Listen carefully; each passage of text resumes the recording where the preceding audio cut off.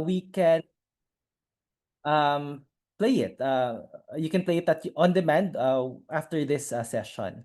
If you can also set your Zoom name to the specified format, so you can use your name and then add your pronouns if you're comfortable, and then also your organization. You can also comment on the chat where you're coming from so that everyone knows the breadth of our participants. As I mentioned earlier, if you're not speaking, please mute your microphone and also turn on your camera so that we can have a more interactive session. You can also use emojis and your raise hand function if you have questions throughout the webinar. If you have questions, you can either utilize the Q&A function or comment on the chat box. So usually during the Q&A portion, we select some of the questions and the speakers answer it live. You can also use it to add comments, share your insights, or if you're having technical difficulties, please do let us know by commenting it on the chat box in the Zoom function. This session is conducted in English, French, Khmer, and Bahasa Indonesia. And since we want this space to be very productive, let's make sure that it's a safe space for everyone. And let's ask questions, learn, and also share our insights. So just to walk you through the interpretation function, so usually at the bottom part of your Zoom account or your Zoom interface, you have the interpretation logo. So you have to see this globe function. And then when you click it, you just enter the channel that you're most comfortable with. So you can either see English, French when you go there, just to make sure that it's accessible for everyone. So now, before we go to our first lecture, I'd like to start with this very short icebreaker. So hopefully everyone can go to this website, www.kahoot.it, and then you can enter this pin, 6824596. Or you can also scan this QR code so that it leads you to the website. So let me just pull the website up.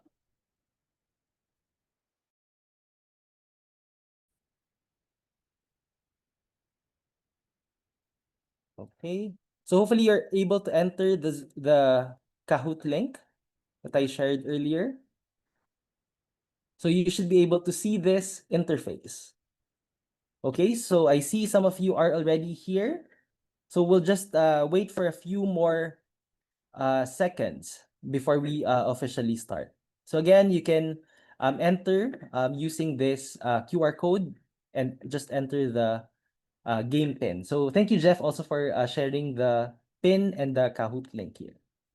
Okay, so this will be very easy, especially if some of you are already familiar with One Health. So if you would recall, this is actually our second webinar focusing on One Health. So this is just a review of what we've learned in the first webinar. Okay, so I think there are a lot of participants already joining in. So I think we can start already, if that's okay with everyone. So let me also turn on the sound so that it becomes more interactive. Okay, so let's start.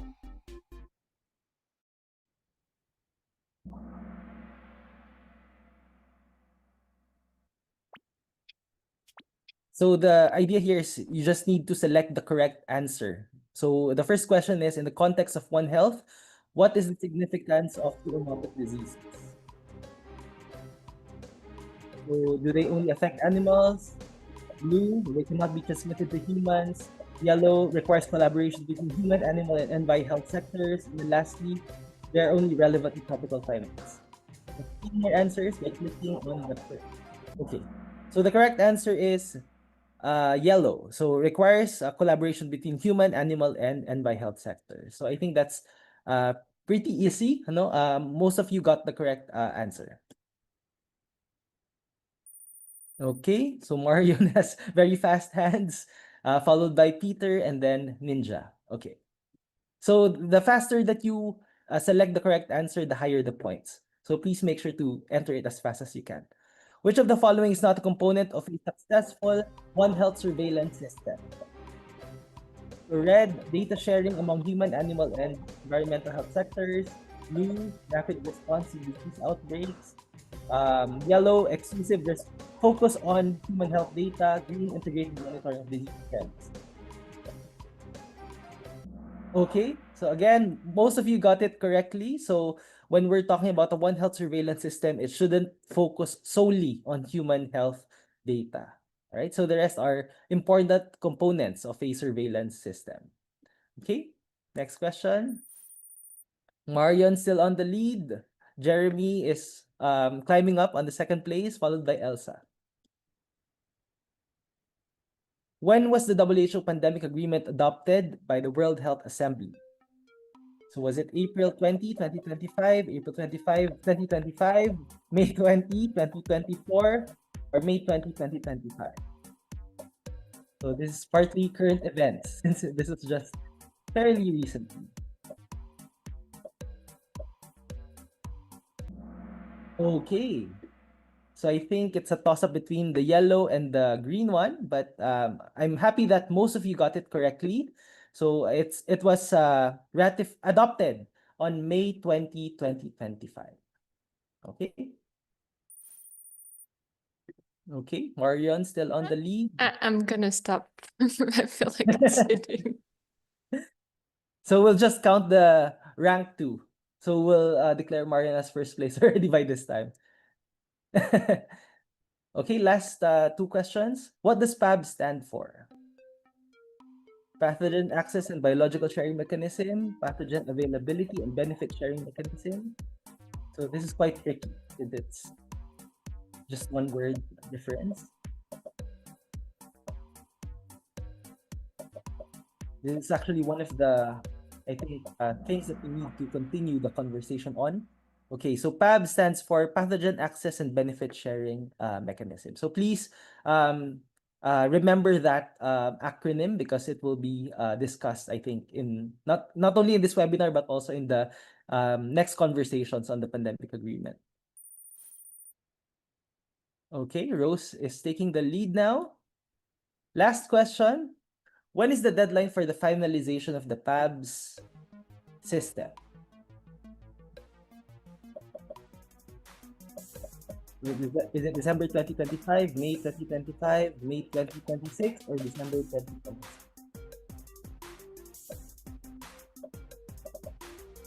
Last few seconds. In your answers. Okay, so it's May 2026. So that will be next year. All right. So I think a lot of people got confused with this, but it's May 2026. That's the deadline for the finalization of the PAB system. All right. So I think that's the last question. So at third place, we have Ninja. So if you're comfortable, you can reveal yourself in the chat, followed by Jeremy. And then on the first slot was Elsa with 3,821 points. All right. So thank you for your active participation in this session. So hopefully that was a good review for you, especially now that we're moving forward with the conversations on the pandemic agreement. So let's go back to our slide. So just to walk you through some of the materials that we've been developing in the past. So we have the Copper Knowledge Hub website here. So you can access it at copper.apcaso.org, or you can also scan the QR code. So it contains all of the recordings as well as the articles made after the session. And we'd also like to share the post-webinar article. So you can scan this QR code to access the latest one from the recent webinar. And then we also have the PPR guide for communities, which you can also access through this QR code. And lastly, we have the compendium of community guides for pandemic preparedness and response. So it contains all of the community guides that we've presented so far. You can access it through the QR code or access it through the link below. All right, so now Before we proceed to our keynote message, I'd like to invite Jeff, the APCASO Program Manager and the ACT AP Coordinator, to deliver the opening message. Over to you, Jeff. Thank you so much, RJ, and hello, everyone. It's great to see, again, another huge number of participants joining us for today's Lessons 9. Again, like what RJ said, this is the ninth in the series, and another exciting topic that we have for today, especially post pandemic accord. As you saw in the Kahoot 7 days ago, just a week ago, we had the pandemic accord adopted by more than 120 member states during the World Health Assembly. That is a landmark decision coming from the World Health Assembly, especially given that this atmosphere where multilateralism and the cooperation between governments and countries are being put into question, not to mention the decreasing and declining funding for global health. So this pandemic accord does not only represent the cooperation between the governments, but the enthusiasm to continue supporting global health, especially in in the context of pandemic. I have been diagnosed with COVID a few days ago. This is my third day, and on my fifth day, I have to test again. So this also shows that even if the pandemic declaration on COVID has been lifted, COVID is still around, and there's still an increasing number of cases roaming around us anywhere in the globe. This particular lessons is also very interesting in the sense that of the many highlights of the pandemic accord, one of the key highlights that I would like to share with everyone is the inclusion and the recognition of One Health as an important aspect of pandemic prevention.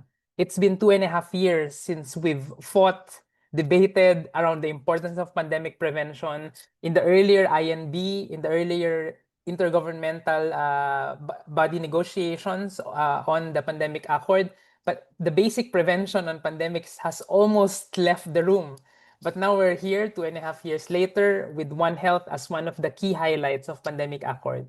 So for this Lessons 9, we would like to share with you within this webinar what pandemic prevention is about within the context of pandemic accord and what One Health really is. So it's not only an orientation or a revisitation to what we learned from the previous lessons, but also putting into context now that we are moving forward into One Health within the context of the pandemic accord and how we can participate in the pandemic accord implementation at the country level. Like what RJ said, while the pandemic accord has already been adopted at the World Health Assembly, it has to be legislated and it has to be adopted by the member states themselves. So we need to make sure that this does not only become a document in an intergovernmental space, but a document that we can utilize at our respective countries. The same way that WHO will be implementing and our countries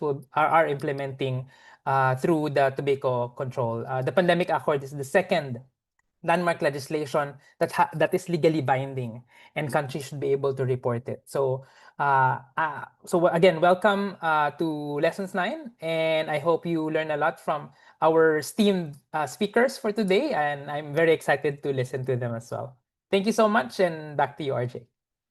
Thank you, Jeff, for that very relevant message. And for this webinar, we'll be dividing the session into two parts. So for the first part, we'll have a discussion by Marisa Per, followed by discussion by Marion Acelos. So for the first one, we will be talking about basic concepts on One Health and the key aspects of pandemic prevention and One Health. So just to introduce Marisa. So Marisa Per is an epidemiologist and the Deputy Director of ASTRE, the Integrated Health Research Unit in CIRAD.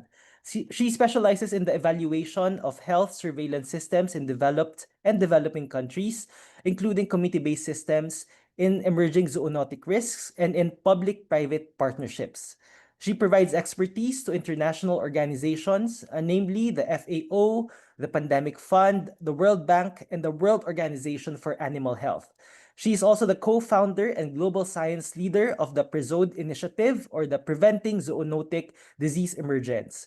She drives an international change in paradigm towards increased prevention of health risks using a bottom-up approach. So I'll give the floor now to Marisa to deliver her message. Over to you, Marisa. Thank you very much. Thank you, RG. Thanks you all. Thank you, Apkazo, and all the organizer of this webinar for inviting me to discuss about this exciting event, which is now the post-pandemic Accor adoption. And you've mentioned it, Jeff, that there's been a lot of fighting and advocacy to ensure that prevention and One Health would remain and would be meaningful in the pandemic Accor. And so I will not go back on who I am, because thank you for this very extensive introduction. But I would like to acknowledge my colleague Nina Jamal, who's with us today as well. And she's the head of pandemics and campaign strategy in 4PAUSE, and she's been very instrumental in pushing for this remaining of meaningful prevention and One Health statement in the pandemic agreement with CSOs, other civil society organizations, and NGOs. And that shows how working collectively and engagements of CSO at this level of governance and advocacy actually works. And I would like to really acknowledge that work and emphasize this, because we need to continue the work now for its practical implementation in the field. So next slide, please. So I just want to go back to what One Health means, because we think it's important to remind ourselves. First, because this definition that has been developed by the One Health high-level expert panel, which is an advisory panel for the quadripartite last 3 years ago, has now been officially endorsed in the pandemic Accor. So it's recognized internationally and by the countries. This definition is very inclusive and integrative. So, of course, One Health is an integrated and unifying approach that aims to sustainably balance and optimize health of people, animals, and ecosystem. We all know what One Health means in terms of recognizing the interdependency of health between human, animals, and environment. But what we less know is the last 2 paragraphs of the definition, and I think it's very important to emphasize it here, is that this approach is a way of working, a way of thinking that needs to mobilize multiple sectors, discipline, and communities at varying levels of society to work together to be able to tackle health threats and threat to ecosystems. So it is taking health in its wider context of ecosystems. And this definition also recognizes that doing that, we need to make sure that basic needs are still addressed, and that everything we will do will not have negative impact or needs to be considered in terms of the need for clean water, energy, air, safe and nutritious food, and also taking action on climate change. So this all contributes to sustainable development. One Health is the way of working, a way of thinking to contribute to sustainable development, beyond just thinking of the health itself. Next slide, please. So One Health is really pushing the boundaries, and its inclusion in legally binding documents and policy is needed to push the agenda of global health policy. So we are moving from disease control and post-outbreak policies, so that means like reacting to crisis, to really tackling the root cause. And this is a key for equity, because this is where working on the root cause can support the most vulnerable population that will be the most affected by crisis and preventing that. And no one is safe until everyone is safe when we take this into consideration. It's also moving forward from policies, definition and implementation in silos towards collaboration. So human health cannot exist in isolation, and we've seen it with the definition. It is impacting on other sector, and other sector is highly impacting on human health. It's also pushing us to move from an anthropocentric definition of health to an ecocentric approach, like looking at what we are in this wider ecosystem. It's also moving from health seen as a financial burden to health seen as an investment, not only for humans, but the entire ecosystem, environment, and the planet. And also, last but not least, it is pushing us to move from a vertical approach to disease management. That means like looking at single disease issues to strengthening health systems as a whole of society approach. So this is our best change to reach equity. And this concept, as it has been said, but it's important to emphasize, is now, for the first time, widely and officially recognized by all country members of the World Health Assembly on the 20th of May, so last week, as part of the Pandemic Accord. Thank you. Next slide. So what is in the Pandemic Accord in terms of that? So the accord states that countries need to develop comprehensive multi-sectorial national prevention strategy via One Health. They need to have a clear scope on what prevention entails. They will need to work on prioritization of activity, risk, and settings according to their own context. To prevent disease transmission between animal-human spillover and spillback, and also addressing the drivers of outbreaks and factors that increase risk of pandemics. So working at the root cause as we've just seen it. And that will implies taking measures aimed at prevention at source, including safe and responsible management of farm, wild, and companion animals. Next slide. What the agreement says as well is that effective strategy needs to be in line with the One Health approach, but also in line with commonly agreed guidelines. So that means that it has to enable and being enabled and implemented through formal coordination across sectors. So words like coordinated multi-sectoral surveillance, promote collaboration, urge to establish national multi-sectoral coordination mechanism. All of this is in the text.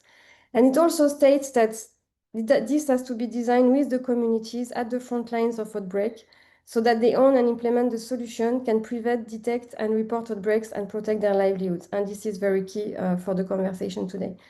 It also needs to be informed by risk assessment and multi-sectoral surveillance. Next slide, please. Will need to be enabled through support for implementation, and that includes technical, financial, but also implementing agency supports known as intergovernmental organizations. It needs to be informed through an exchange of best practices, promoting coordination and collaboration between countries and promoting knowledge to policy interface. And it also needs to be coherent with international and legal architecture. And that means that there would be a need to identify and addressing gaps across existing strategies and looking at science versus practice, strengthening and enhancing cooperation among relevant legal instruments. So what does it mean in practice? All this is in the text, and that means that we will need to act on it, and we will need to act together, and you will be in the front line of that. Prevention starts at the community level. So prevention at the source in a One Health approach is now in a legally binding instrument for the first time. We've said that many times, but it's worthwhile to emphasize it again. Prevention means risk reduction, early warning, and quick response to be able to prevent any emerging events that can arise at the animal-human environment interface. And that includes addressing the drivers, risk drivers, and practices, which are quite wide because it's all... sorry, can you Maaf, hear me? apakah ada yang berbicara? Sorry, I'm hearing some... Let me just check. Shall I continue? Yeah, Um, yes, can you please. just We're just yeah. trying to fix the interpretation. Okay, you tell me when I start again. Okay, I think we're good. Sorry, Marisa, please go ahead. No problem, no problem.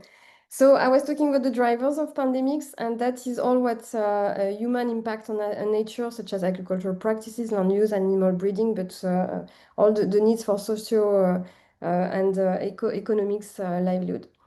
And communities are at the front line. They need to be empowered and engaged in the co-design of solution and health strategy. And civil society organization role would be key for this, for success. Next slide, please. What does it mean? It means also that collaboration and coordination is essential. Policy decision will be based on knowledge and scientific evidence from the field, and that will require multi-sectoral, multidisciplinary collaboration, of course. Support for implementation will be produced, guidelines, technical tools, etc., and regulation. Regional and international collaboration will be promoted. That will include strengthening One Health governance and policy. And permanent dialogue between society, science, and policy is key for success of all this, including at all level and locally. And civil society organization will need to be engaged in this One Health governance at all levels, local, national, regional, and international. Sorry, so there is actions that are already ongoing in your groups and in work like program such as Cooper, what APCASO and colleagues are doing. And there is other things at higher level that is happening as well. So the quadripartite has launched a One Health Governance Committee of Practice where CSOs needs to play a role. It's not excluding those at all. And that will be presented just after my presentation by Mario. And what we are doing in our initiative, in PRESOD initiative, we're also looking at the enablers and barriers for CSO engagement in this One Health governance at all level, because we need to know why it is happening or not happening and how we can support you to get more power on that. Next slide, please. So just a few words on PRESOD. What is PRESOD and who are we? So PRESOD is a coalition. It is a collaboration. And it is a One Health coalition that is promoting prevention in a bottom-up approach that has been launched just post-COVID. It's a science-led one. And we realized at that time that we needed to give a bigger voice to local intervention and success, to local innovations. So it's a community of more than 250 institutional members, including CSOs, NGOs, but also academics, research, government representative, and technical departments.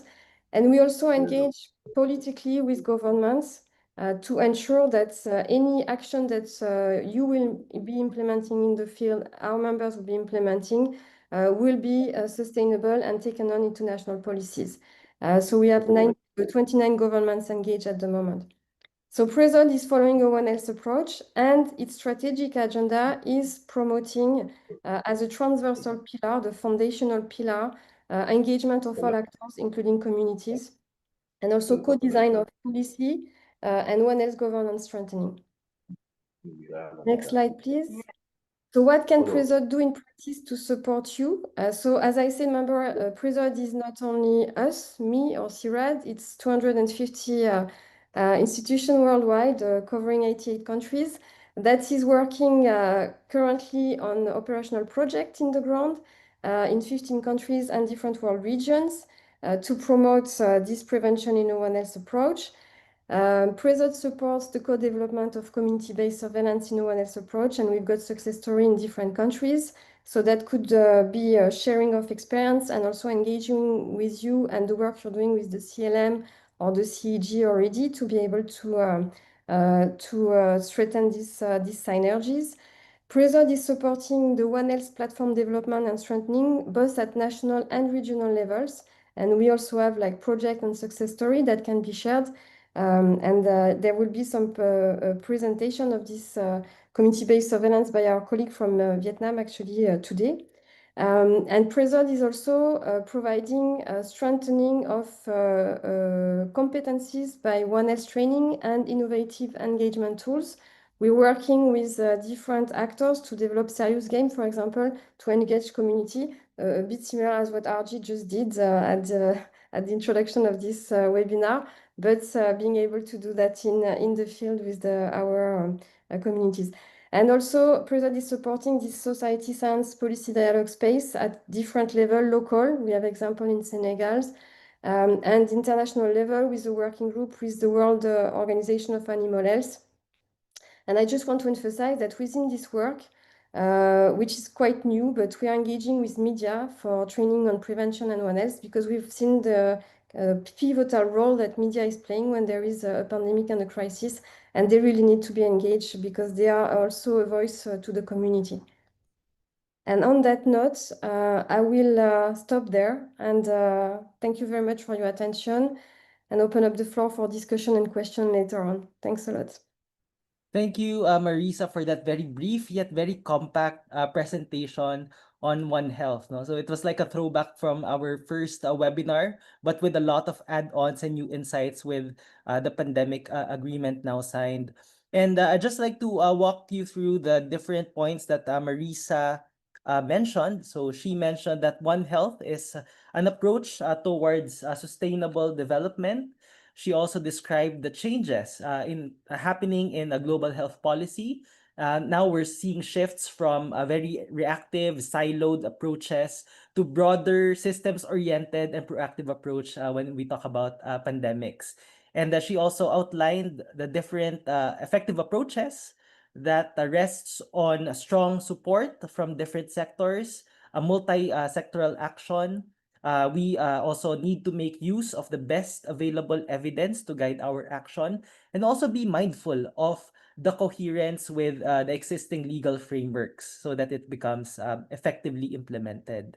And towards the end, she mentioned also the importance of community engagement, civil society engagement at various levels of governance. And yeah, Karine also placed here how to join a Prezode network. So if you're interested, you can also get in touch with Karine or Marisa or any colleagues from Prezode. So thank you, Marisa, for that very insightful presentation.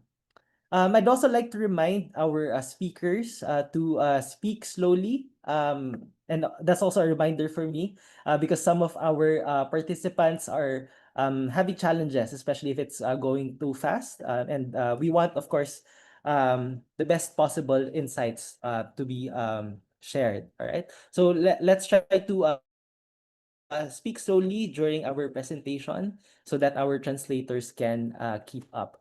So now I'd like to turn it over to Marion Celos from the Food and Agriculture Organization, who will be sharing with us a presentation on the Committee of Practice on One Health governance.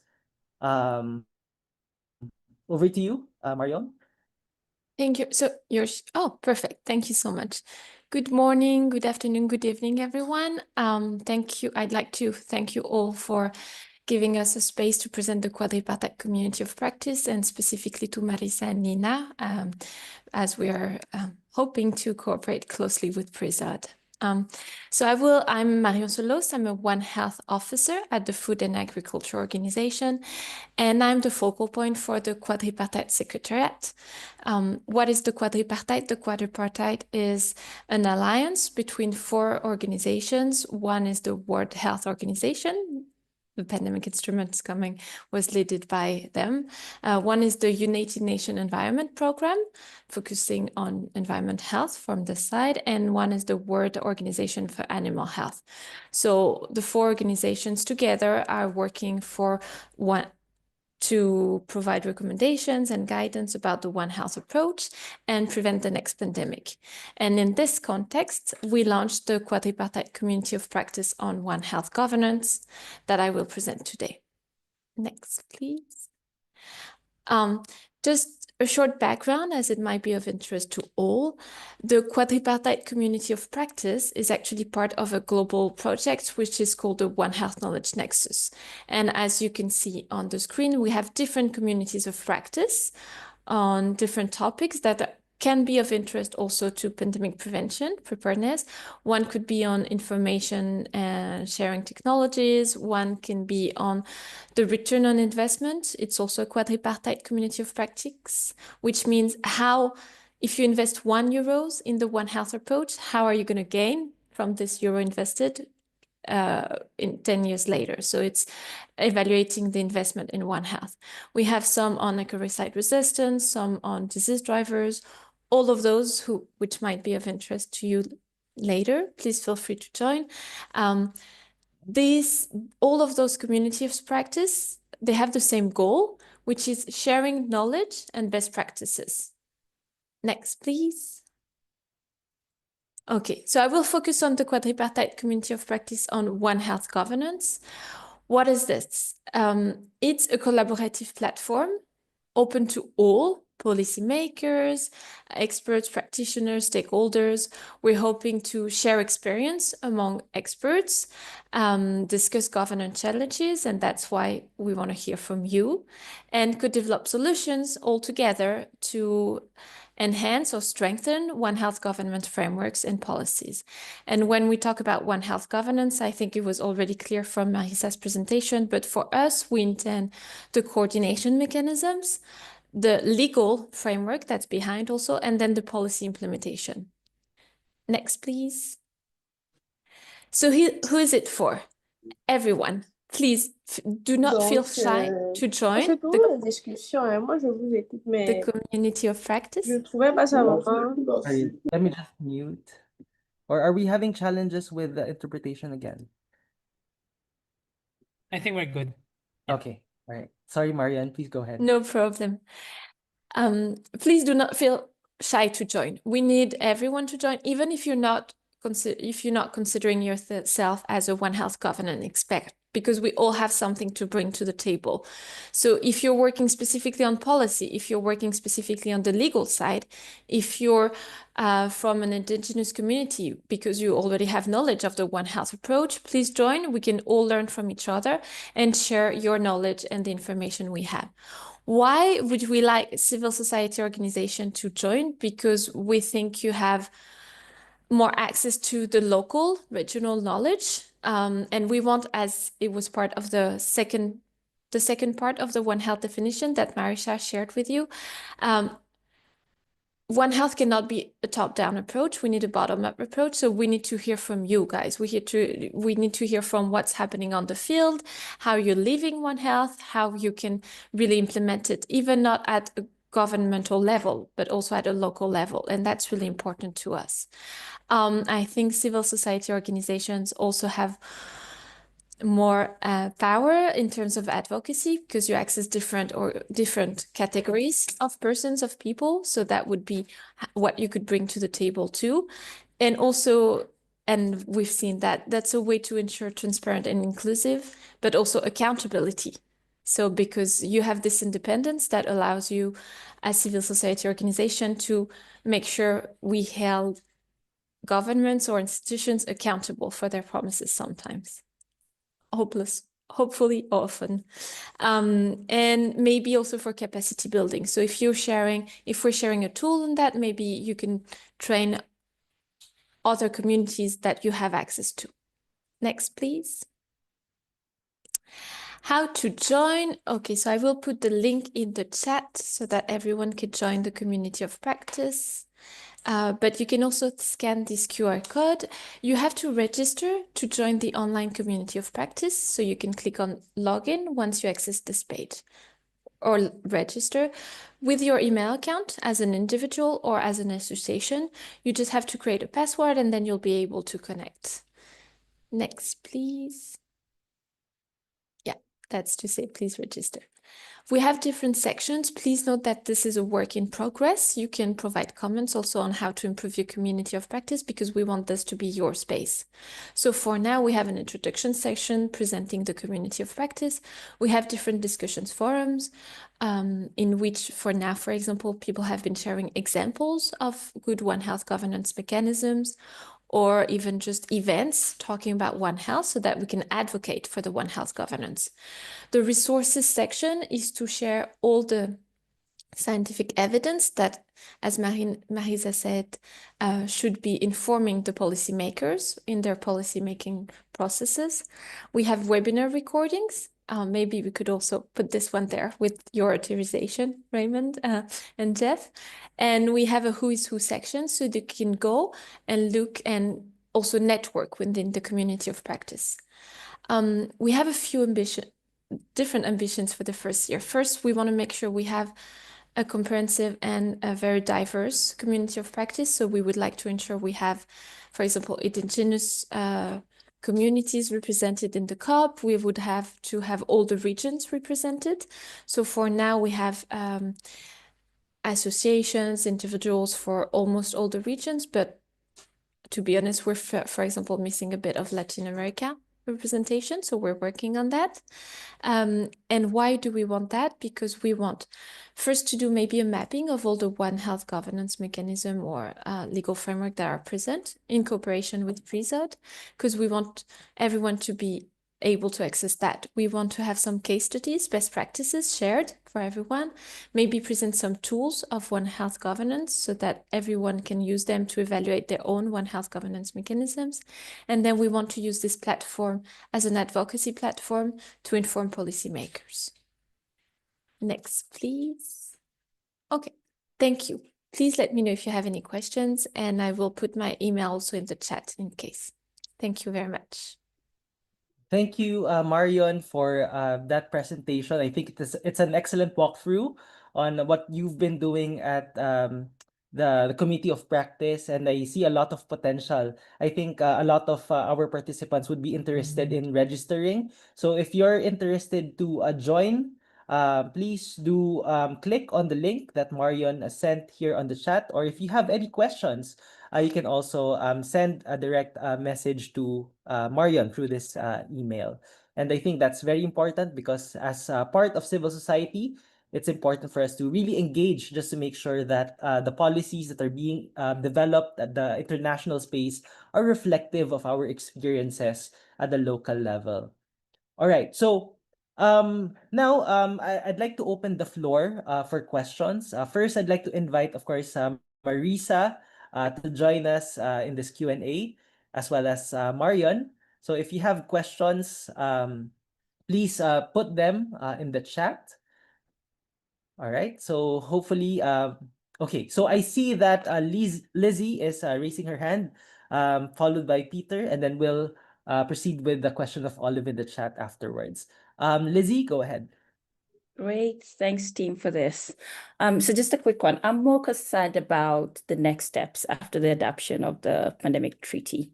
I mean, I know we had 124 in favor, but there were 11 missing, right? So that raises a question. And the fact that the US is actually not bound by this act at all.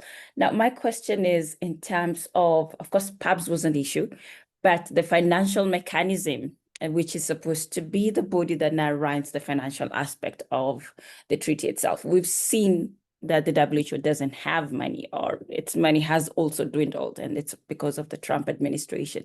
How are we going to fully realize this particular treaty, given the fact that they're already slashing their staff and people are going home because there's no money? I feel like we're getting ourselves in more deeper financial issues. And then the next thing was, should we be worried about the what's a note in? Is this something that should be of concern for us? But also, we're talking about a pandemic, a code that has been approved, and it looks like it's a WHO member state sort of a thing. So it's a public sector driven. And the CSO's voice tends to miss. It missed at the beginning when the negotiations were going on, and organizations like Pandemic Action Network, so we tried pushing our voices through. But then how do we make sure in the dwindling funding state that the voice of the CSOs does not miss when they're implementing this particular treaty? Thank you. I'll stop at that. All right. Thank you, Lizzie. Two very important and relevant questions given the developments now. So first is, what are the next steps in terms of the pandemic agreement, given the various challenges that we're facing now in terms of economic resources? And second is the sustainability of CSO engagement. So any thoughts? Well, I can try to start on addressing. I read more than two questions in that question. I think there were 3 or 4, but let's try to. No, this is a very good question, and I will like to give the floor after I've tried to answer it to my colleague Nina Jamal, who would be much more able to address this issue of the second question about the WHO instruments and how CSOs were recognized in all the negotiation, because she was at the heart of that.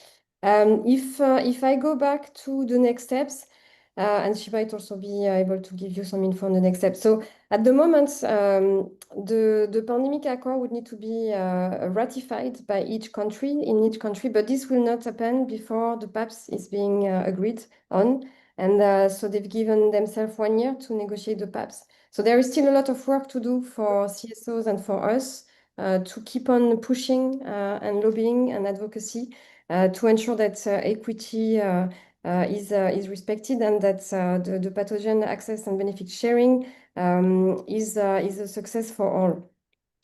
Having said that, it doesn't mean that nothing will happen between now and the agreement on the PAPS, because we need to be instrumental and start working with the governments of the countries that will also start organizing themselves in how to turn this into implementation. And we also need to remember that this is not starting now, because I think we tend to forget that this is starting now for the public health sector a lot. This is starting since the COVID pandemic for the public health sector, but work on prevention and emerging risk has started 20 years ago when there was the first SARS-CoV-1, and with the avian flu threats for many years, there's been a lot of work ongoing in countries. We've done studies showing that there is already a governance in place. There is One Health platforms. They are just not powerful enough. They have just not been empowered enough. And this agreement is giving them the arguments to be more empowered and instrumental in implementation. So we are not starting from nothing, and we can support this because all the present members and other actors, key actors such as FAO and the WHOA has been working on this emerging risks for a long time. So even if it's the WHO instrument at the moment, the pandemic treaty, it involves all of us. And as soon as One Health is mentioned, then we need to be there working for this. Regarding the financial issue, I think we are turning around with that because the One Health approach and prevention is supposed to reduce the cost and to optimize resources. So we should not stop ourselves thinking like finance are being reduced, so we cannot do it. We should think ourselves, finance are being reduced, so we should do this because this is efficient and this is where we will be able to really implement meaningful and effective actions, reduce the risk with very little investment. Having said that, yes, resources are needed, but there is still means and ways, and there is still big actors that have resources like big donors, banks.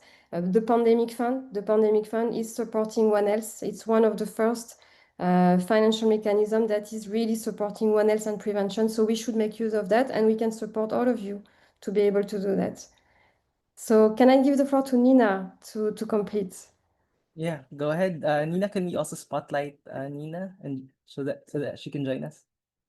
Thank you, RJ. Thank you, Marisa. Hi, everyone. So I agree with Marisa, and if we can look at it in two processes. We can look at the implementation, and implementation can begin now. As Marisa is saying, we have certain processes, we have funds, we have member states willing to already start.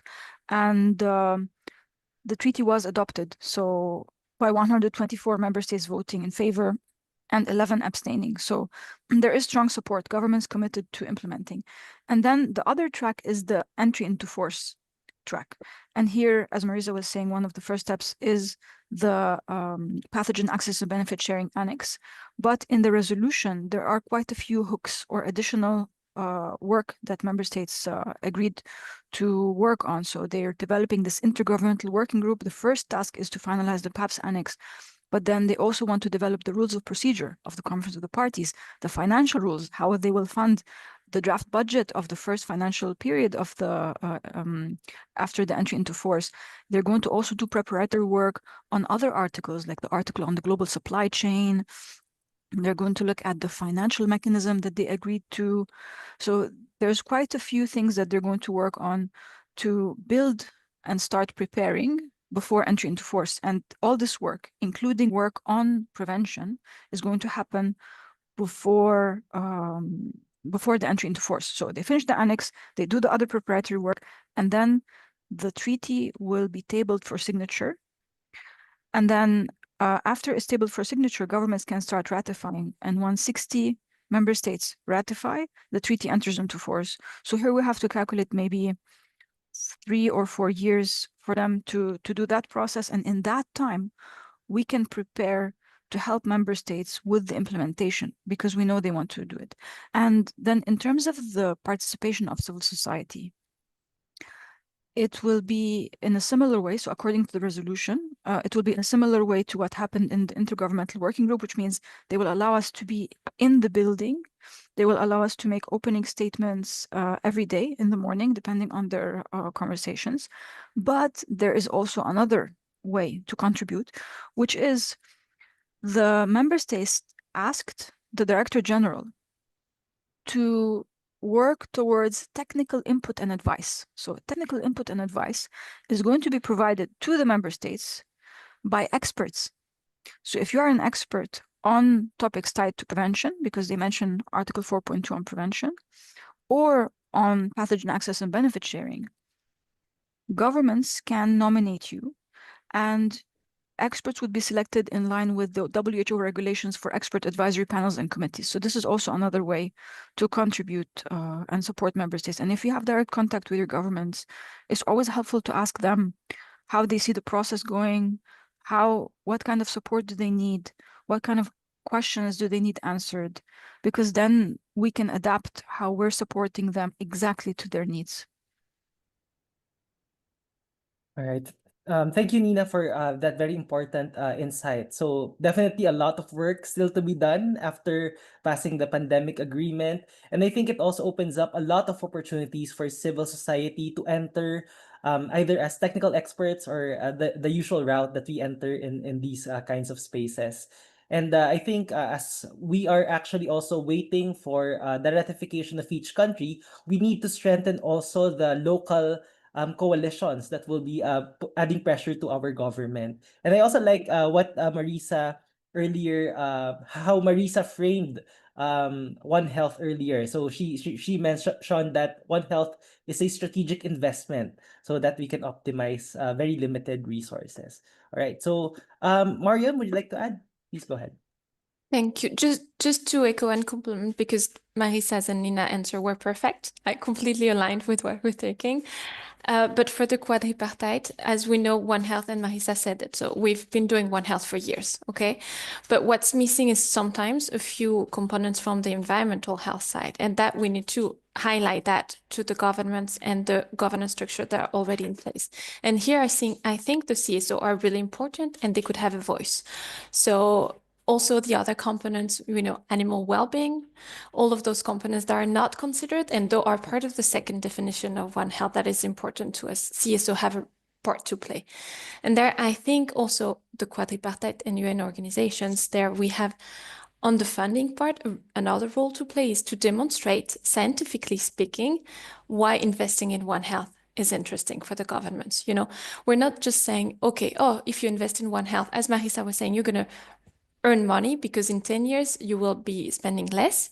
Okay, but maybe we should demonstrate it with some case studies, with some research. And here's something we can do with the help of the community of practice, the PRESERVE initiative, and all the experts working on the subjects. And I think that's something we need then the CSO to relay and advocate for to the governments or any organization, because I'm not talking only about governance mechanism at the national level, but also at the local levels.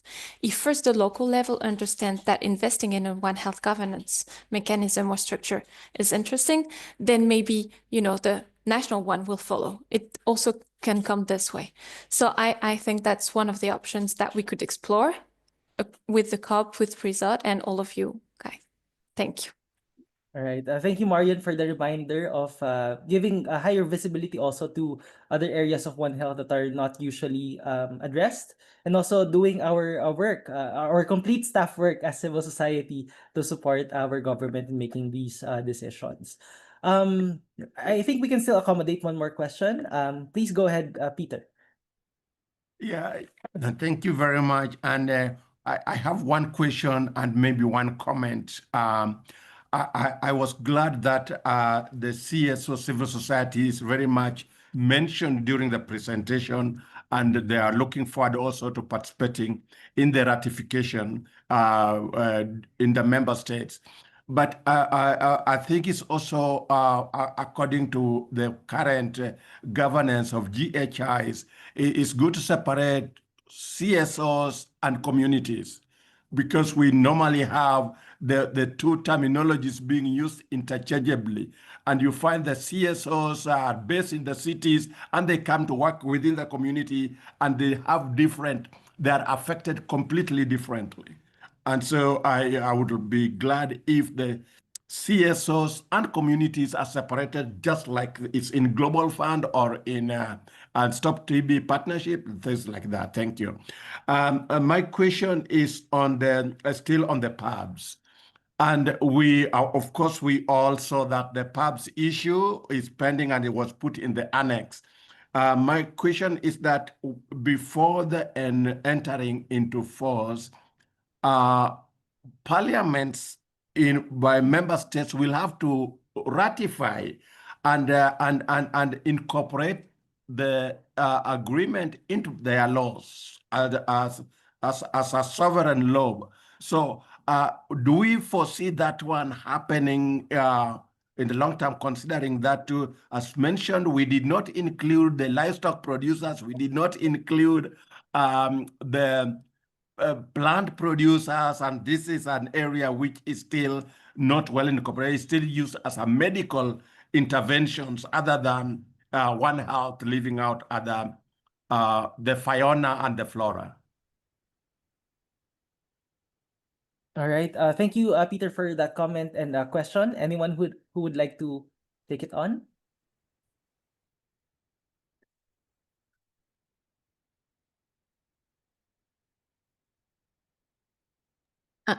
Marian, please go ahead. I'm not sure. No, sorry.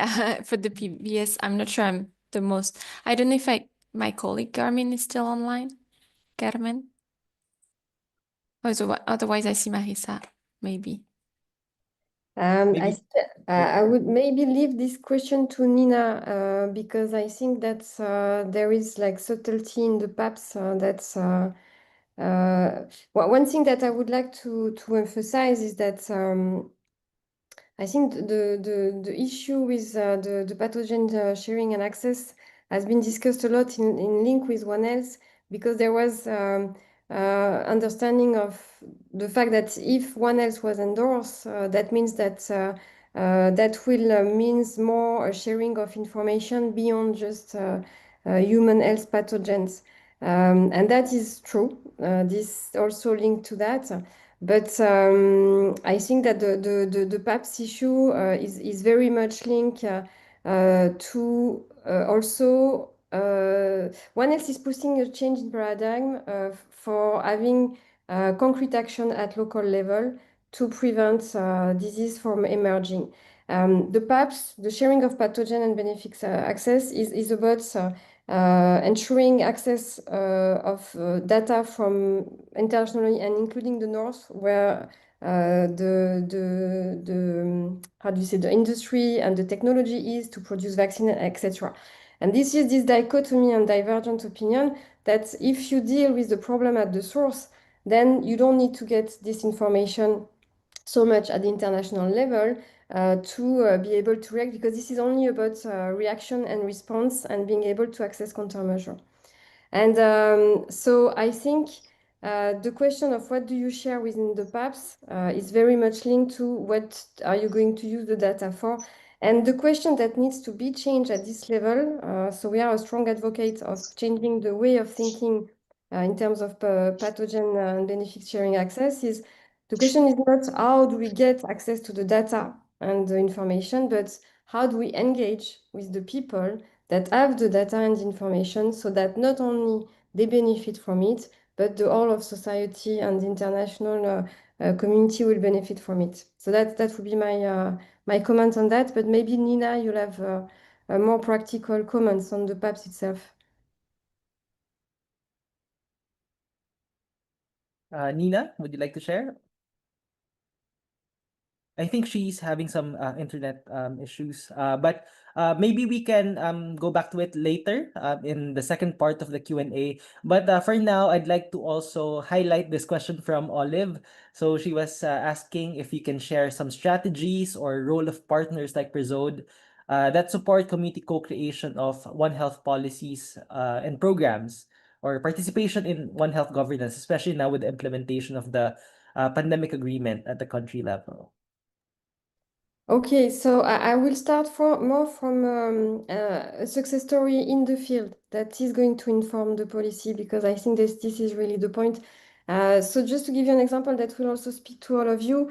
So PRESOD is supporting strongly partners, researcher and technical implementers in the field to develop and co-develop community-based surveillance in the One Health approach. So we've got success. So based on field experience and what has been done in different countries, PRESOD is developing a step-by-step guidelines on how to do so. How can you contextualize the approach to each specific context to be able to build a system that is relevant for the people that are using it? So basically what it is looking at, it's looking at a system that will prevent emerging risk, but not only, it's also addressing the needs of the people that are making the systems happening. And it's also building on existing work, because the idea is not to redo the wheel. It's working on understanding the needs and constraints of the community that is living the health event. And they have needs. They need to understand better the risk. They need to understand how to detect it better, report it better, and acting fast on it. So our members and partners, national institutions, research, but also NGOs, are co-developing the system with them through participatory workshop and training and local actions. So they're building up the protocols that will fit them, fit their needs, fit their constraints, and also link up to national systems. So the authorities at local and national levels are engaged to be able to link the two levels. We've got success stories in Madagascar, for example, where the system was developed by local NGOs, very confidential, but then we were able also to make it more visible through the PRESOD project, and the MOH has been endorsing that pilot, and I want to expand it nationally. We've got other example in Gabon, and it was a collaboration with FAO actually, where the system was built with the Hunter Association. So it was really led by the Ministry of Environment and Forest. And now it's being uptaken by the Ministry of Health to strengthen their community-based surveillance nationwide. So this is the kind of example that we can share with you. And then the other one, which is more internationally, and I've already mentioned it, is supporting CSOs and NGOs such as 4PAWS and WCS and all these NGOs that have been instrumental in advocating and being there at every session of the negotiation to really make sure that the essential elements regarding prevention and wellness will not be dropped out of the pandemic accord. And without them, I think that would have been the case. So there is it is possible to be impactful at all levels when you are representing the communities. Thank you. All right. Thank you, Marisa. So basically, there's no one-size approach or strategy. So we have to really consider the context of the country that we're working on, and also be sensitive to the needs of the implementers as well as the community. So if you can also share, if you have documents regarding the different case studies, please feel free to also share it to our participants later on. And I'm also personally looking forward to reading some of them. Marion, would you like to add to that, or Nina? No? I agree, and I have to say that no piece of the puzzle would work without the other. So, for example, what Marisa was saying, we were in Geneva negotiating with the member states, but we wouldn't have succeeded had we not gotten the essentials from the ground, from NGOs working with the communities, from scientists, from experts. So the essentials were created by people who are practitioners. And this is the kind of collaboration that we will need moving forward. We need to think about it as one holistic strategy where we all do our part in the pieces of the puzzle. Excellent point. That just highlights the interdependency as we actually move forward implementing One Health. All right.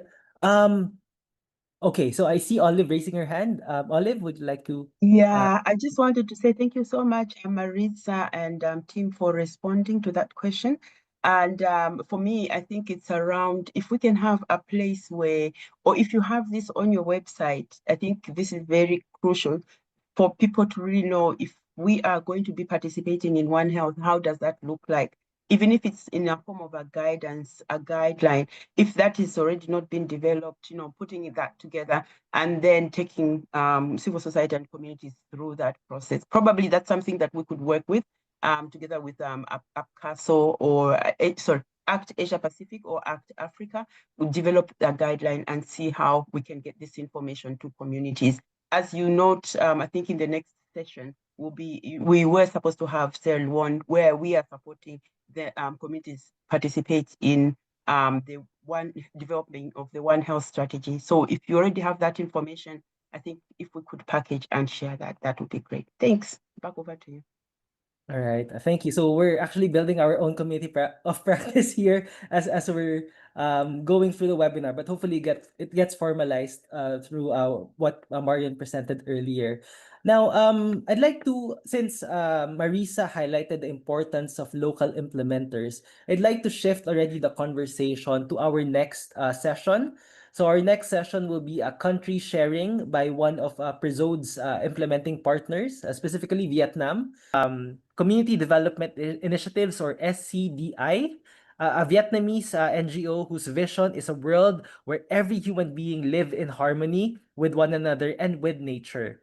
SCDI key approach is to engage with and empower marginalized and vulnerable communities so that they can take charge of their own lives and contribute to the society. So now I present to you Dr.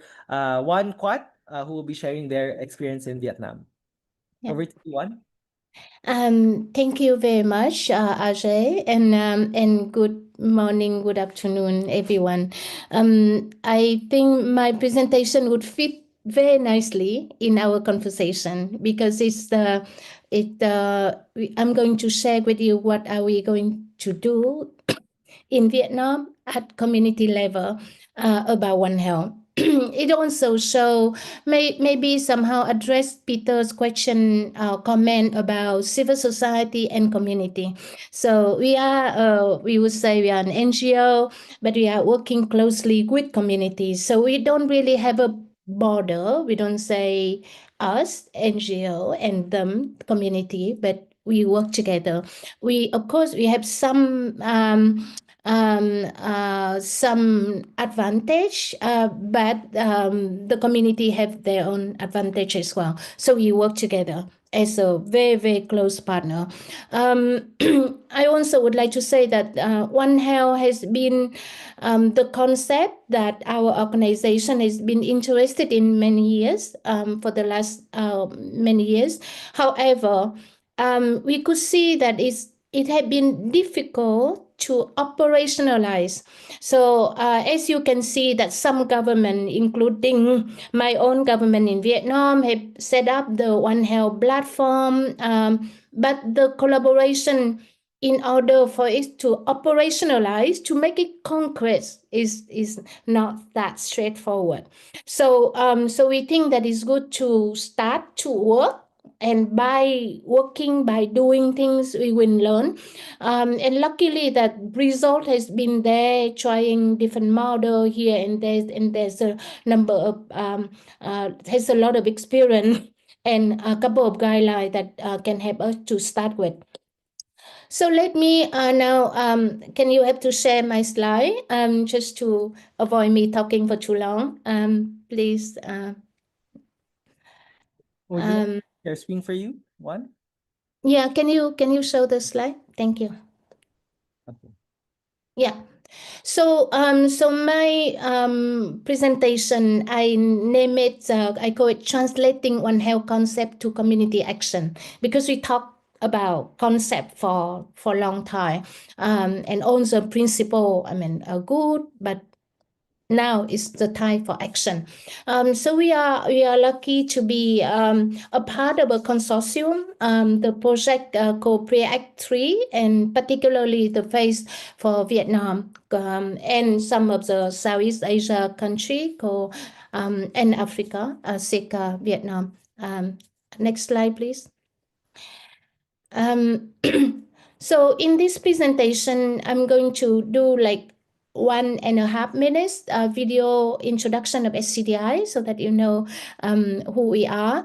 And then I share with you the project that that we are participating in. So that is our concrete action to translate the One Health concept into the action in the community. Next slide, please. And can you play the video? Yeah.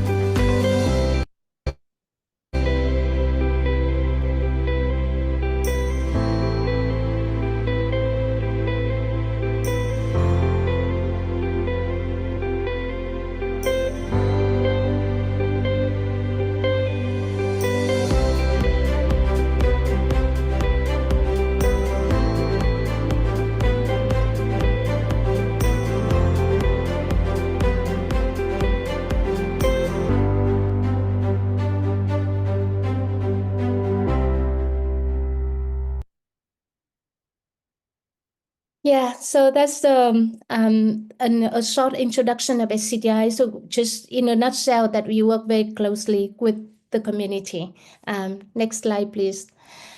So let me just quickly introduce the project that we are a part of. The overall objective of the project is to implement an integrated One Health approach to assess, mitigate, and manage zoonotic disease, antimicrobial resistance, and environmental risk in Vietnam, and with a focus on improving the health and resilience of agricultural community.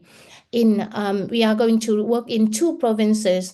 One's in the northern mountain area, and the other one is in Mekong Delta. So these are the agricultural community, and they are high risk. Next slide, please. So the key component, there are 4 key components of the project. One is a risk characterization.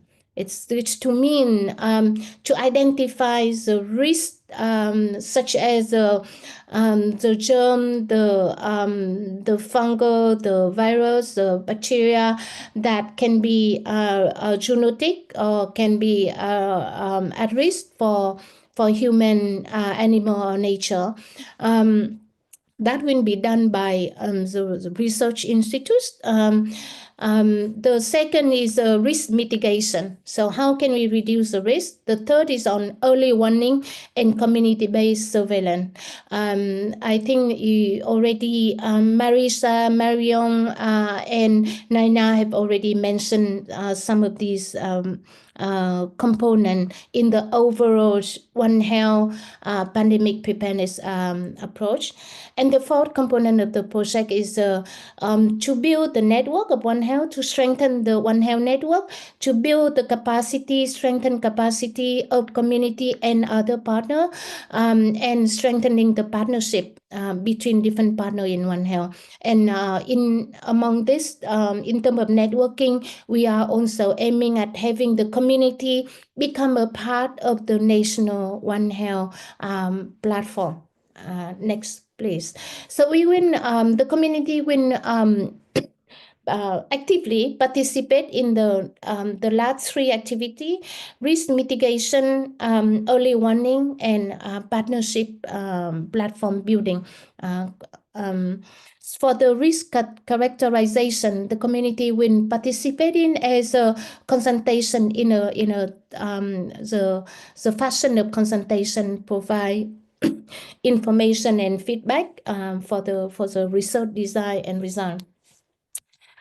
So in terms of risk mitigation, we realize that the One Health concept have not well understood by the community. It's still new to a lot of people in the community. So the first thing we need to do is to raise community awareness on One Health.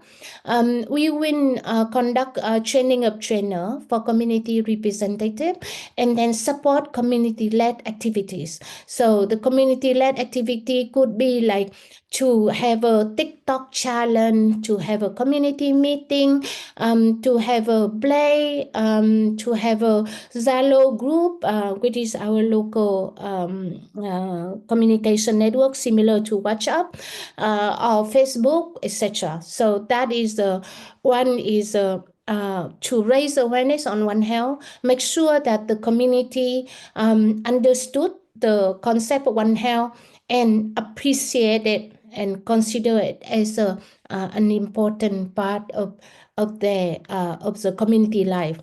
The second is to promote One Health clinic. So in the project, there's a idea of developing One Health clinic, the clinic both for human and animal, so that so we hope that the community work with the community for the community to understand the approach of One Health clinic and support it. And we during the previous section, you heard a lot about co-development. So we work with community to work with other partners to co-develop and pilot community-led intervention. So with the community-led intervention, they be also have a regular monitoring and review to adapt, to adopt, to revise, to update, in order to have a model of intervention that work well for the community. Next slide, please. Excuse me. The other component is about early warning and community-based surveillance. Other presenter already spoke about that already, but you could see that early warning is really important part of prevention and as well as community-based surveillance. We with other partner, we will have a work with community to conduct training on the necessarily knowledge and skill that enable the community to monitor local risk and issue. So the community is at the front line. We know that they are the one who live One Health, but they may or may not have necessarily some of the knowledge, or they may not have adequate knowledge and skill to monitor risk and issue. So that is the training will help to consolidate their knowledge and skill. The second on the community-based surveillance is to set up a surveillance mechanism. So it has to be a simple, locally adapted reporting and feedback system that allow timely response and promote community ownership. So it has to be easy, simple enough so that community can own it and not dependent on some high-tech mechanism somewhere, some big machine, some sophisticated mechanism, but it had to be simple so that the community can own it. In under this, we also in the project also established a multi-channel information sharing system. So it is multi-channel, so that we make sure that at least one would work.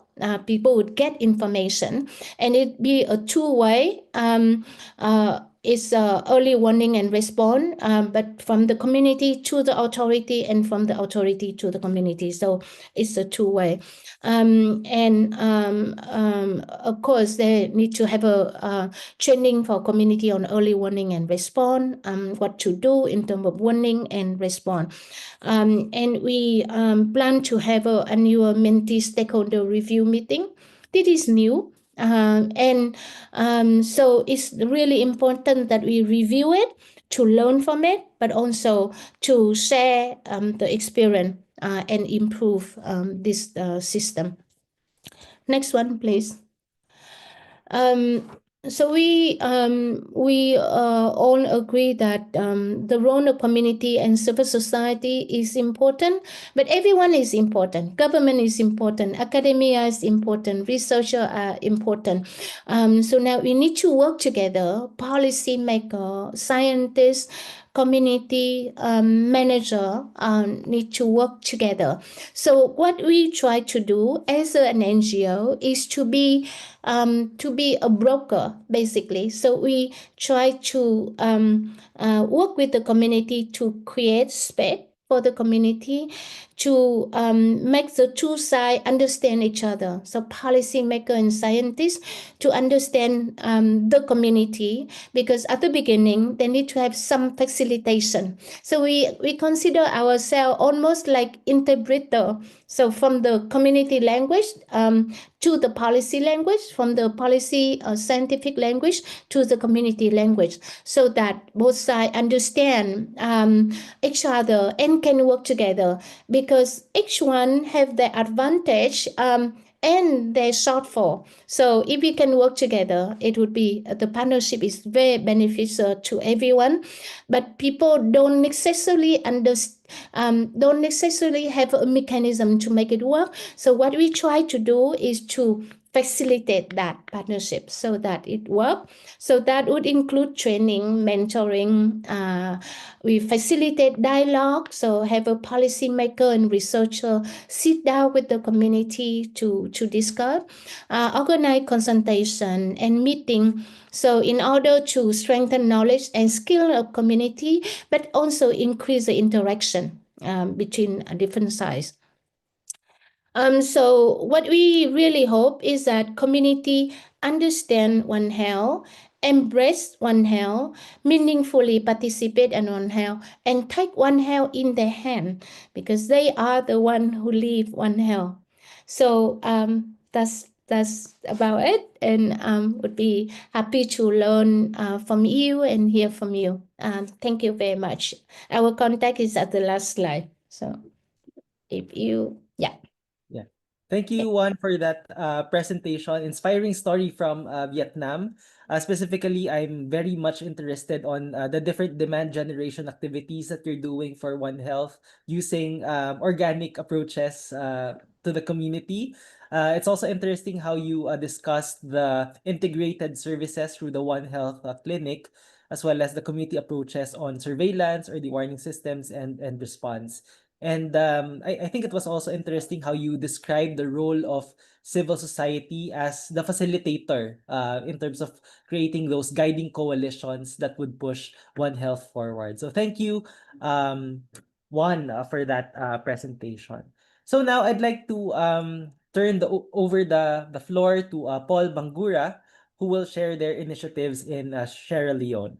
Over to you, Paul. Good morning to everybody.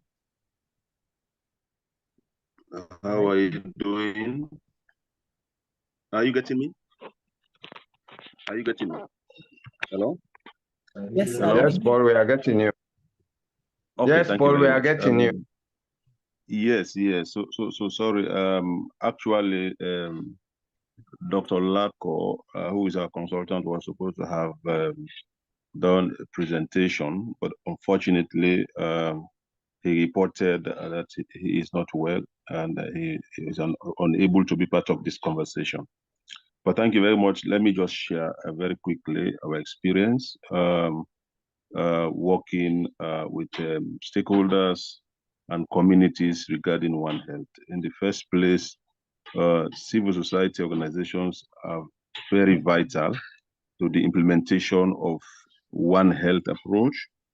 The ability to engage communities, advocate for inclusive policies, facilitate collaboration across sectors, and provide education can significantly enhance the effectiveness of One Health initiatives.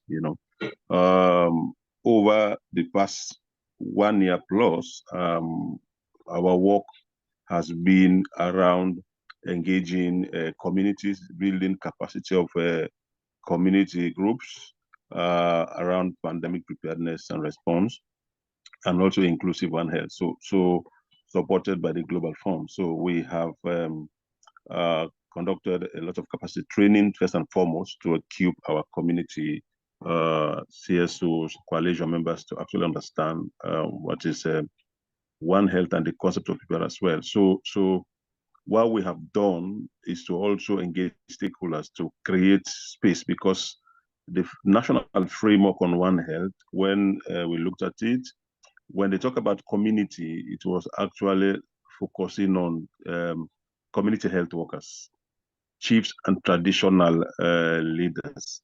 So specifically, you cannot find how CSO communities are connected, but because we have engaged the ministry, have engaged them over the period to open space so that CSOs communities can actually evolve in the implementation of One Health, because when it comes in terms of community awareness, education, community mobilization, community-led actions, it rests actually on the hands of civil society to actually take those messages out.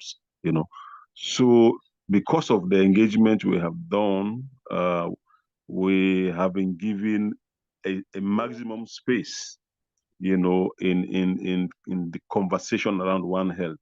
And as I speak to you, there are One Health platform. There's a framework already, a national framework on One Health. And if Dr. Black would have presented, you'd have seen all of this one. But as a framework, but also there are categories of community inclusion. So which means we have been considered greatly to actually participate in the implementation of One Health approaches, and as well as PPR issues. Let me give an example. Because of those engagements we have had in the past, now we have been included in the Mpox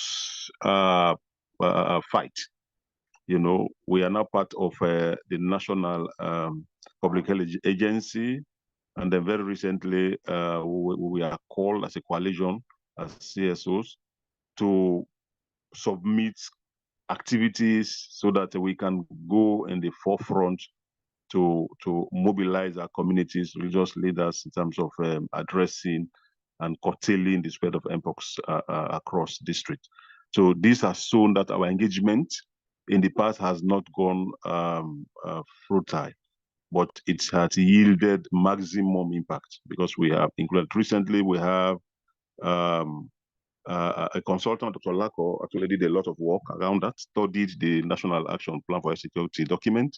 There were so many gaps, because of our engagement. So a lot of inclusion in terms of community participation. CSOs are now there. So very recently, there was a review that was done on the National Action Plan for Security. So a lot of consideration around community. So that's why we are now part of all of those efforts.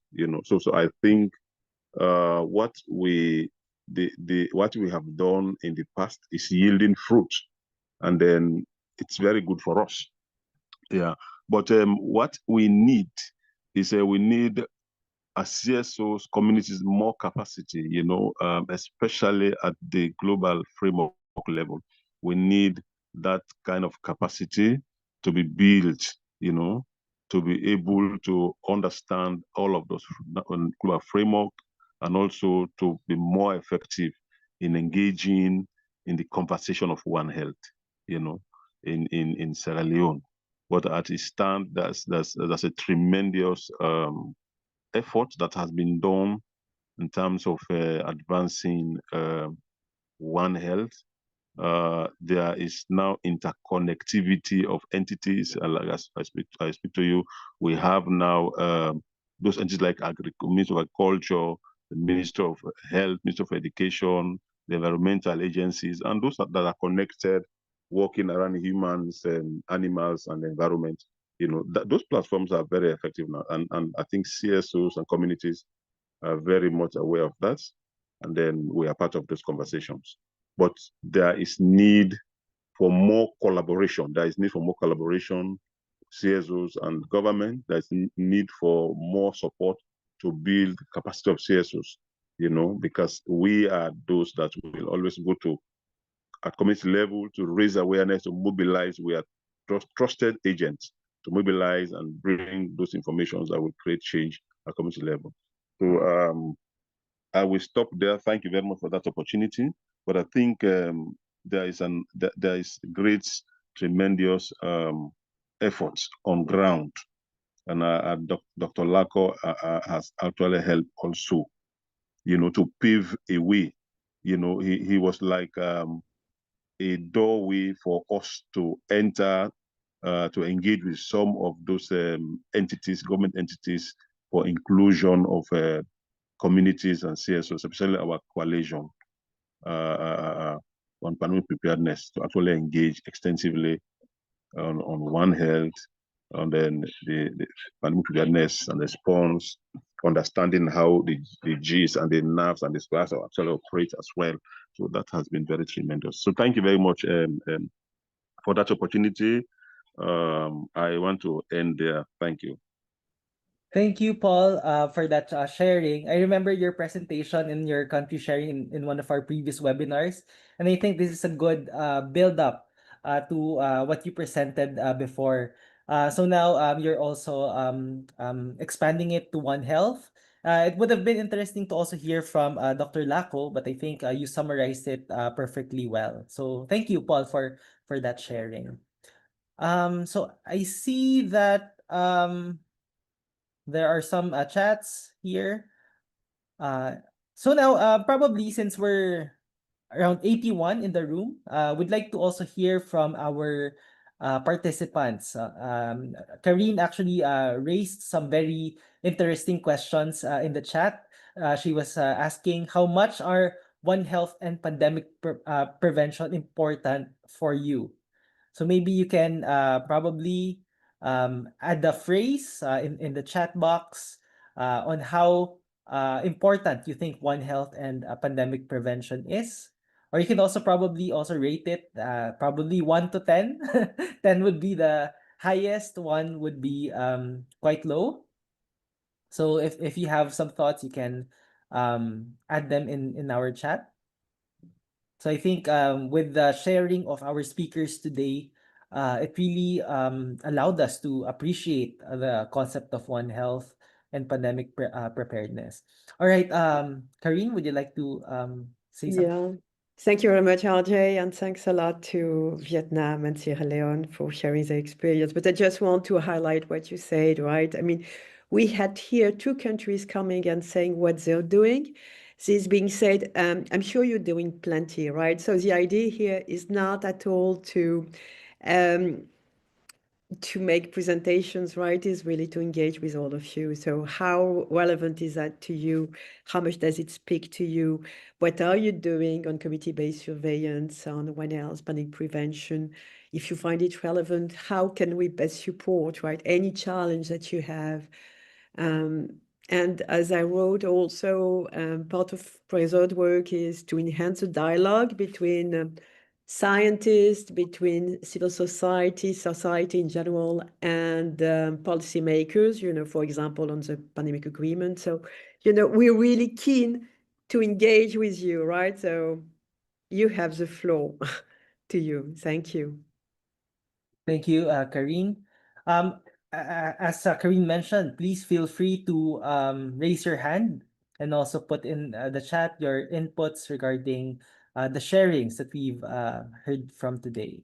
So Peter here says that One Health concept is very important, as we have seen that we are the century where pathogens move from other animal species to humans. All right. Thank you, Peter, for that sharing. Idrisa said that excellent presentations, great presentations. Thank you, teams. Lizzie, would you like to share? Yes, real quick. I understand that, I mean, I appreciate the fact that we have a treaty and everything, and we're talking about One Health, but a lot of communities and civil societies are still under the impression that animal health is animal health, human health is human health, and the planet has its own people to look after it. But we're talking about the three of them being combined, and we're looking at it from a holistic point of view. I'm just more worried about where communities are and where we are in terms of discussion, because One Health, to be honest, has always been a WHO agenda and a high-level advocacy issue. It still hasn't trickled down to communities. And I mean, I appreciate the work that Presort is doing. They have an amazing 101 on One Health, where you get to understand how a simple farmer fits in the team, in the whole equation. So I'm just asking the organizers, how are we going to make sure that these technical terms are now broken down into a language that communities understand? All right. Thank you, Lizzie, for that question. I think this is the perfect time to call my friends, Marisa, Marion, if you're still available, as well as Juan and Paul, to help us answer that question. So how do we actually break down the silos of animal, environmental, and human health? And maybe also Nina. And for our participants, also please feel free to raise your hand if you want to respond to any of the points. I see. Jay, can I ask maybe if we could get more questions so that we can use the time remaining to answer to 3-4 questions? Thank you. Yeah, all right. So we'll proceed first with the question of Lizzie, and then if there are other questions, we can take them on. Juan, please go ahead.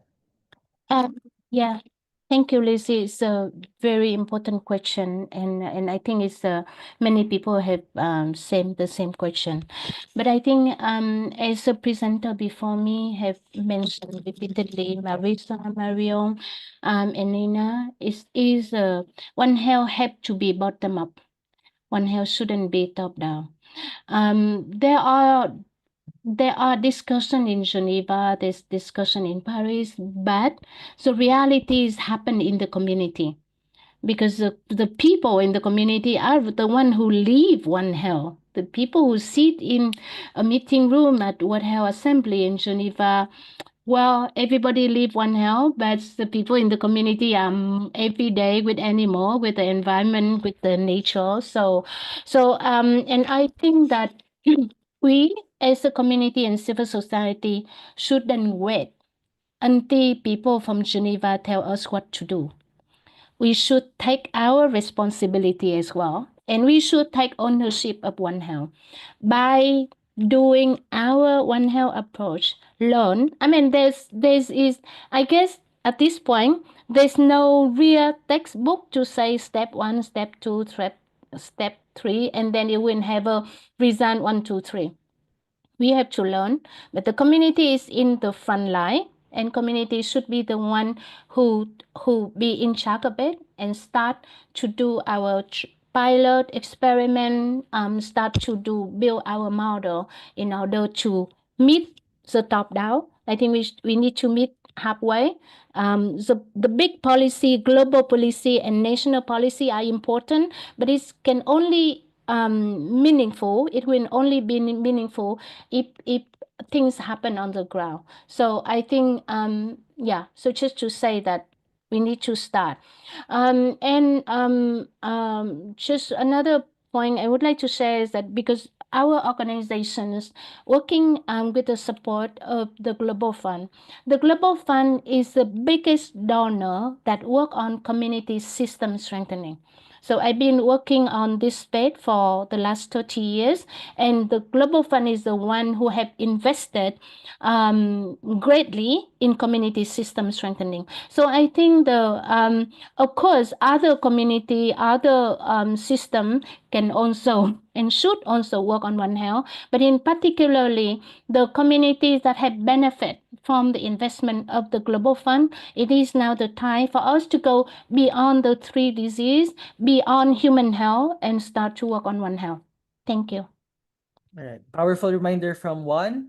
So the concept of One Health is not something that is devolved from the international space. So we should take a greater ownership of the concept and also see how it actually pans out at the local level so that it can also inform international discussions. I see Marisa raising her hand. Please go Yes, ahead. no, I just wanted to, and I will answer more than one question at the same time. I wanted to emphasize that One Health is happening in the field and has been happens for millenniums, because we are learning that from indigenous communities that have been working all the time in harmony with nature. So this is also a learning curve for the experts and the scientists. We have created silos, policies have created silos, legal agreement, legal instruments have created silos. So we just need to think about that this way. So basically, we need to revert to what is normal, and farmers are members of communities. They've got kids that get sick, they get malaria, they breed animals that get sick.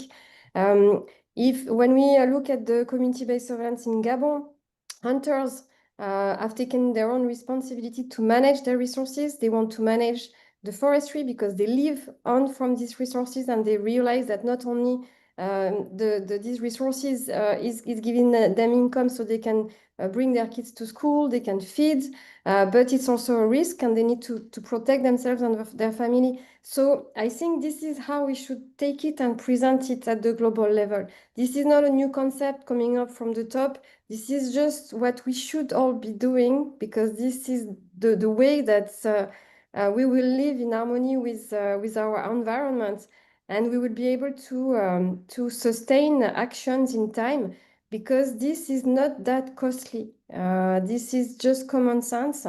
And of course, there needs to be some investment to really implement that and support what has been destroyed. But this is not so new, and that's how we should really showcase it and advocate for it. All right. Thank you, Marisa. Due to the interest of time, we'll take in a few more questions, and then we'll call it a day for the webinar. Rachel, go ahead. Yes. Hi, everyone. Thank you very much, RJ.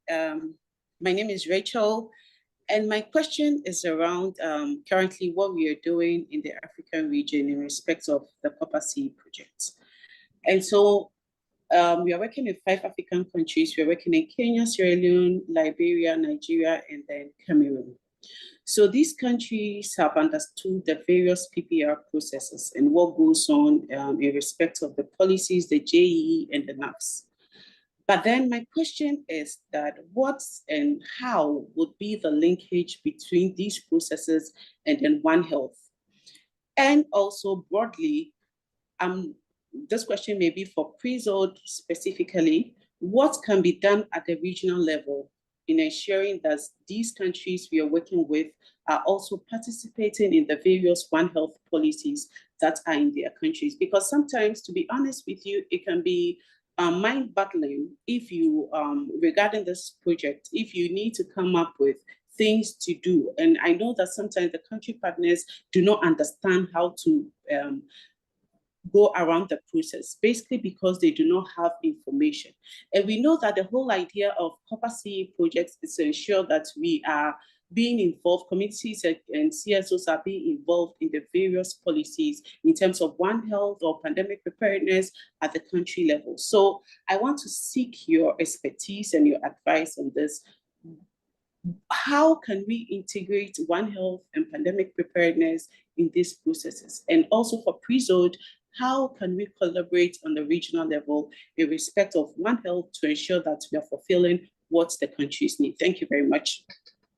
All right. Thank you, Rachel. And I'd like to also piggyback one of the questions in the chat, who is asking about the role of the private sector in this One Health. All right. So over to our panelists. Anyone who would like to answer Rachel's question?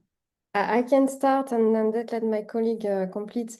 One thing that I have discovered, I'm coming originally from the public health field. I was working on pediatric vaccines in my early curriculum. Then I moved to veterinary for epidemiology and surveillance.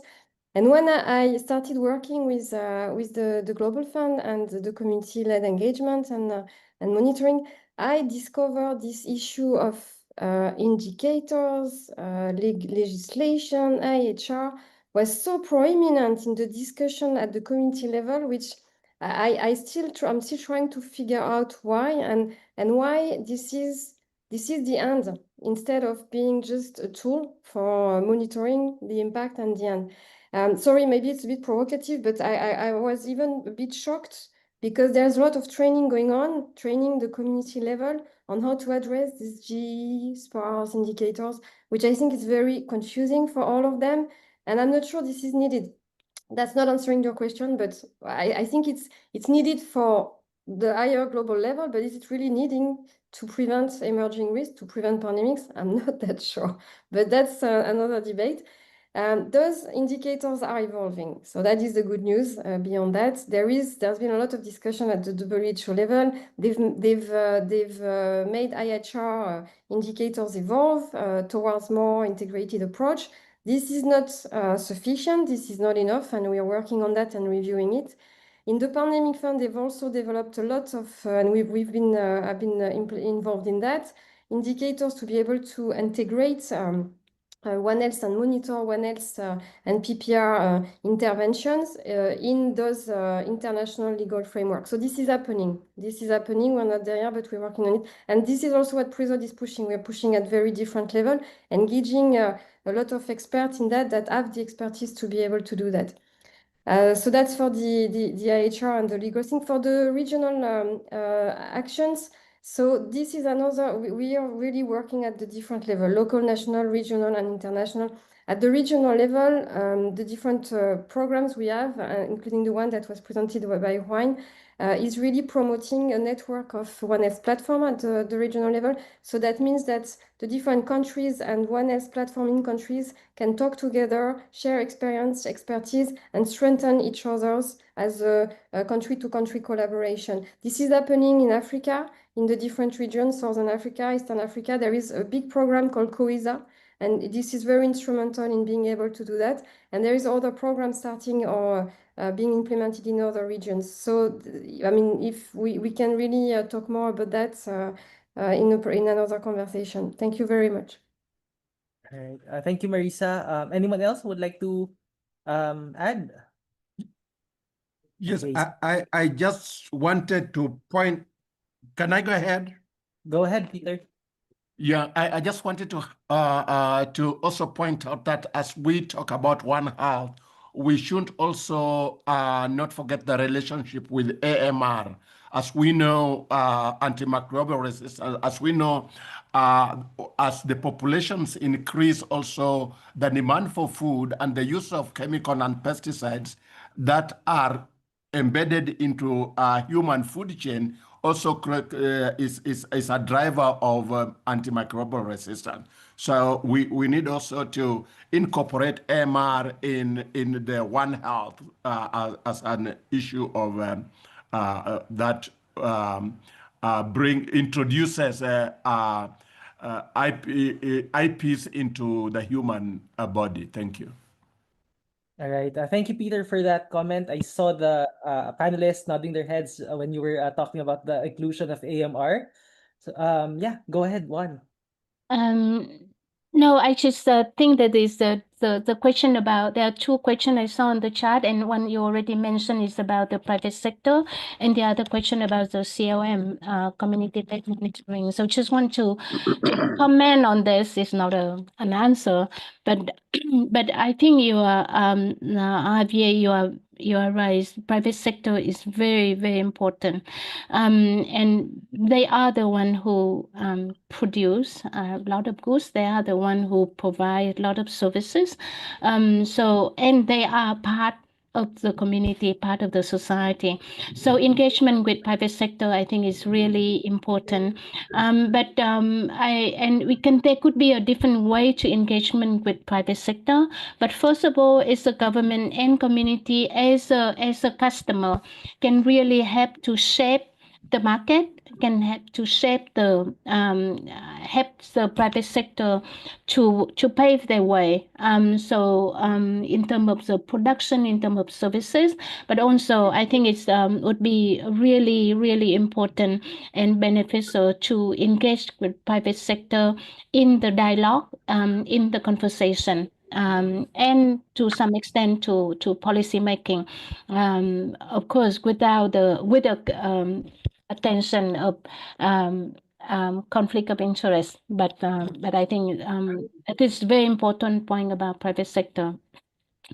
Relating to community-led monitoring or COM, COM in recent year has really picked up. There's a community has been trained, has been capacitated to be able to do the monitoring, the community-led monitoring, and not only monitoring as collecting data, but also to give feedback and to use that to enter the policy dialogue and into the shaping the program.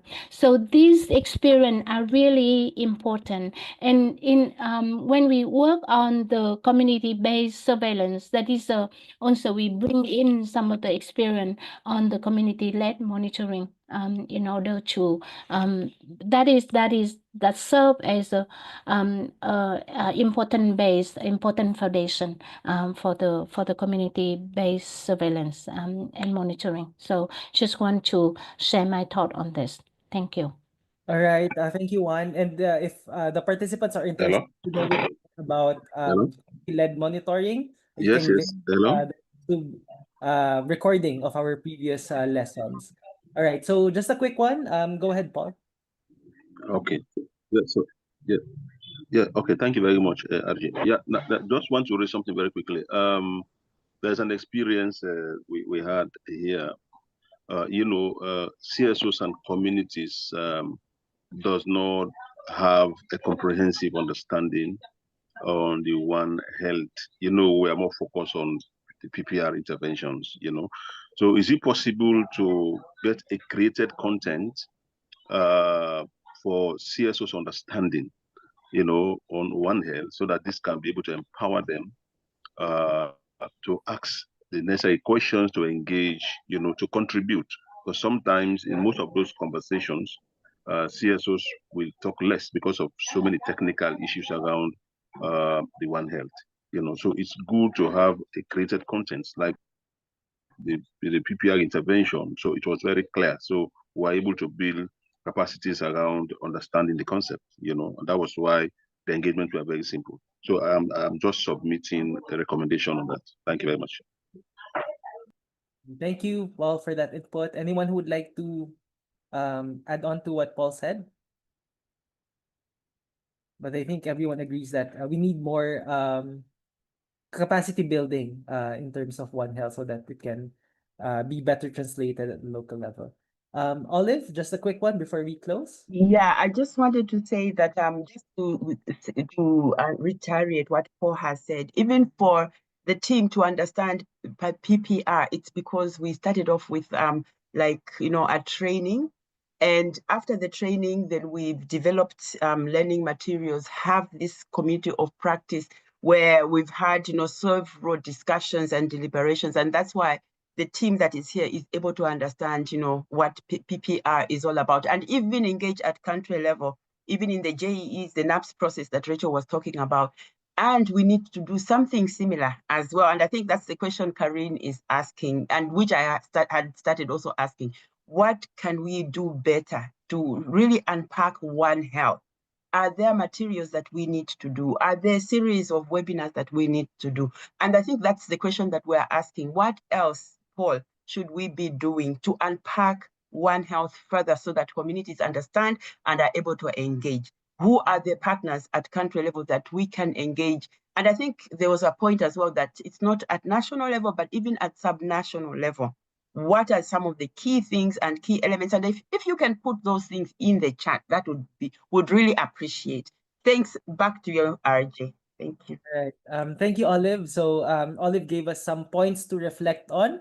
So again, please enter in the chat your answers so that we can our colleagues from Global Fund or Prezode can also use it in terms of planning their activities.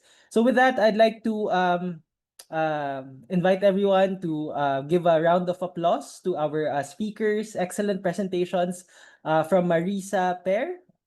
All right, please give her a round of applause virtually, as well as our colleague from FAO, Marion Salos. Thank you for sharing your insights, as well as, of course, our friend from Vietnam, Juan Quat, who also presented their presentation. And also to Paul, who also shared their experience in Sierra Leone. All right, so I'd like, before we close, hopefully everyone is still okay to take a photo. So please open your cameras if you're comfortable, and then Jeff will take the photo for us. All right, so I see people turning on their cameras. Thank you so much. And thank you for your active participation. I think this is one of the most interactive sessions we've had for lessons. We have 3 panels, so I'll just give some time to open. Okay. I think we're good. All right. First panel, 1, 2, 3, smile. Oh, sorry. I'll do it again. 1, 2, 3. Thank you.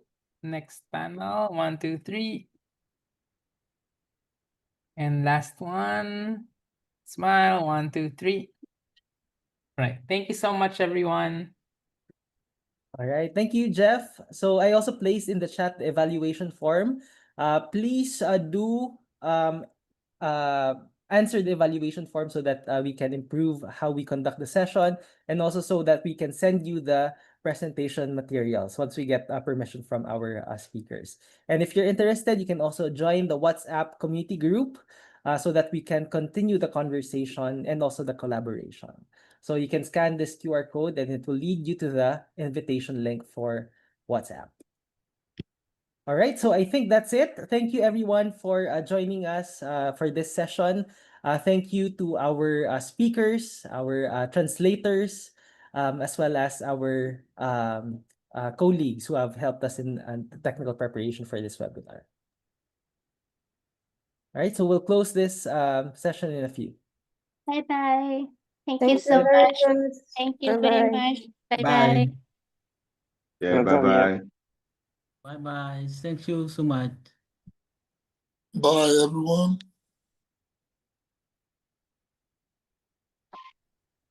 Thank you, Some, Windy, our translators. Thank you to Prezode and Sirad for helping us organize this webinar. Congratulations to the organizer. Really, You they do Monday. Philippines. Let's just give some time for the others to do the evaluation and